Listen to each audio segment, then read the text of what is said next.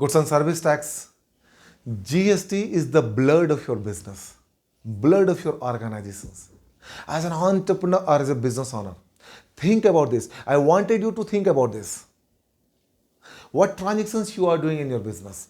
Whether you talk about sales, purchase, income, expense, assets, banking, investment, or any other transactions. In every transactions there is a GST. And that's why I call that GST is the blood of your business, blood of your organizations. With an objective of one nation, one market, one tax, Government of India has implemented the GST in India with effect from 1st July 2017. The GST has celebrated the 5th anniversary on 1st July 2022. Now GST is moving very fast. GST is bringing very more changes and bringing very fast. Are you ready to implement those changes in your business as an entrepreneur or as a business owner? This is the question that you need to check within yourself. Are you implementing those changes? One of the biggest changes is going to be applied from today onward. One of the notifications that is going to be applied from today onward.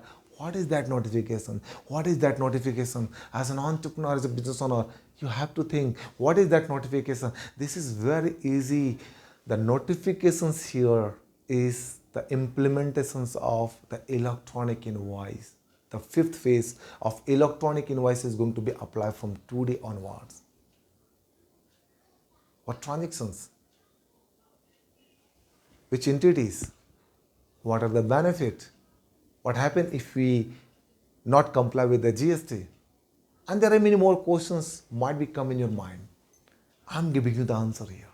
This is a very simple topic that I wanted to highlight, I wanted to bring in front of you so that you as an entrepreneur or as a business owner, focusing on the business, implement the electronic invoice if it is applicable in your business and grow your business exponentially. Follow all those compliances in your business. What you need to do here is that you have to watch this video.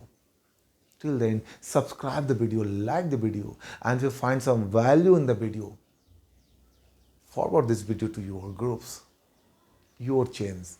That would help me to create more GST videos. So coming to the point, GST electronic invoice.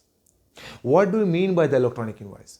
What are those transactions where the electronic invoice would be applicable? And what are the benefits of the electronic invoice? And what happens if electronic invoicing is not applying to the business? This is very important that these 4 questions answer you need to know so that the basic understanding of the electronic invoice you must have. So the electronic invoice is nothing. It is the e-invoice, electronic invoice, where you have to generate the IRN number and QR code. Very simple. What you need to do here is that what you have the existing model of e-invoicing. What you have, the existing model of taxable invoice that you have generated for your business. If you have registered under GST, yes. In that existing model, you have to additionally report 2 elements, the IRN number, invoice reference number, and the QR code. If you are implementing the electronic invoice in your business, you have to make sure that IRN number and QR code is reporting to your taxable sales invoice. Now, how you have to generate the IRN number and QR code? It is very simple. You have to approach to your IT department. Your IT department will integrate your accounting software with the IRP, and you will be easily generate the electronic invoice where you will have the IRN number and QR code. Now, why electronic invoice? See, government intention is very clear. If you are doing the business and paying the tax honestly to the government, you do not have any problem. But if you are evading the tax, manipulating the tax, raising the fake invoice, taking the fake input, then you have the problem. Now, you will not called as a successful entrepreneur or intelligent entrepreneur if you are evading the tax, manipulating the tax, raising the fake invoice. It will become a bigger problem in your business over the period of the time. So to control all those fake invoice, the manipulating of the invoices, the electronic invoice which are generating on the real time basis. So the IRN number and QR code is providing the informations or intimations to the government on real-time basis that what transactions you are going to report. So to control those all fake invoice, fake transactions, manipulations of the invoices is going to be controlled through the electronic invoice. Now what transactions would be covered under electronic invoice? So the transactions is very simple. The B2B transactions and the export transactions. These are the two transactions that are covered under electronic invoice, and you have to generate the compulsory electronic invoice for these two transactions. If you have the cross-border transactions, you are supplying or selling the goods or services cross-border, or if you have the B2B transactions within India, you have to compulsory apply the electronic invoice in your business. What happened to other transactions? I have the B2C transactions, I have the exempted supply of the transactions, I have the nil-rated supply of the transactions. What happened to those transactions? It is as usual that how you are reporting as of date. You have to continuously report to those transactions as usual. There is no any more changes on that. So electronic invoice is only on the B2B and the export transactions. With that, what are the benefits of the electronic invoice? This is very important that entrepreneurs must know. There are many more benefits. You will have the real-time reported number in your GSTR portal. When you extract the GSTR1 data, you will have the ready-made all those invoices that you have reported in the GSTR. In your GSTR1, you would be easily reconciled with your books that what transactions you have reported in the government portal, that all invoices you will have. And where the electronic invoice is not applicable, the transactions would be not to be reported and reflected in the GSTR portals. It is very important. The reconciliations is very easy. The second one here is that you have more control on your transactions. You would have more assurance that what invoices, what transactions you have reported in the electronic invoice, your customer would get easily benefit of input tax credit. And once your customers are getting the input tax benefit easily, your customer will remit the payment you on time so that you will have more better working capital. And once your customer is remitting the money, you'll have the better working capital. So the entire chain of your inflow is linked with your electronic invoice, that how you are efficiently generating and reporting. That is more important.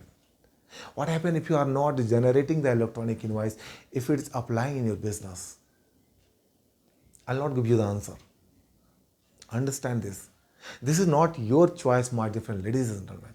If you are taking the risks in your business to making more profit, if you are taking more risks to have a more pricing strategic, if you are taking to create more business values, then why you are not taking the risks to implement the electronic invoice to complying with the GST? It is up to you only. If you are not complying with the electronic invoice, ladies and gentlemen, your invoices will not be called as a valid invoice. Your customer will not accept the invoice that you have reported, and you will not get the money from the customer basis of that invoice that you have reported in the GST portal and released to your customer. Understand this. So electronic invoice, if it is mandatory in your business, make sure that you are complying with the electronic invoice rules, raising the invoice with these two additional elements, that is the compulsory element, the IRN number and QR code, and report this number. That is more important. And if you are not fulfilling the compliances, ladies and gentlemen, might be you have the good profit, good growth in your business. Your good profit and good growth is going to be killed over the period of the time. Because the license, namely called the GST, is going to be cancelled if you are not making fulfillment of the compliances. And over the period of the time, you might be have a dream to create more scalable business. You might be have a dream to create more profit. You might be have a dream to create exponential growth in your business that would become to put down to yourself, and you will not have a overall profit, overall growth in your business. So start to implement the electronic invoice. If it is applicable to your business, make sure that with effect from today, you are going to apply to your business. One important thing, I wanted to update you, which I have not updated in this video, that electronic invoice, to whom it is applicable. So the electronic invoice is applicable to those entrepreneur and the business owner whose turnover is more than 10 crore in any one financial year, starting from 17-18 to financial year 2021-2022. So for example, if your turnover is more than 10 crore in any one financial year, whether you talk about 17, 18, 18, 19, 19, 20, 2021, 2021 to 2022, in any one financial year, if your turnover is more than 10 crore rupees, then you have to compulsory apply the electronic invoice from today onward. And what I have told you, the step to generate the IRN number and QR code, you have to compulsory follow that process and create the governance system in your business so that you would have the more profitability over the period of the time. GST is the blood of your business. GST is the blood of your organizations. Make sure that you are going to apply the electronic invoice in your business if it is applicable, and create more and more and more and more growth in your business over the period of the time, and you will have the more opportunity if you are complying with the GST. Start implement the GST in your business to get more and more opportunities overall. This is Singh signing out. Until we meet again. Thank you. Thank you very much.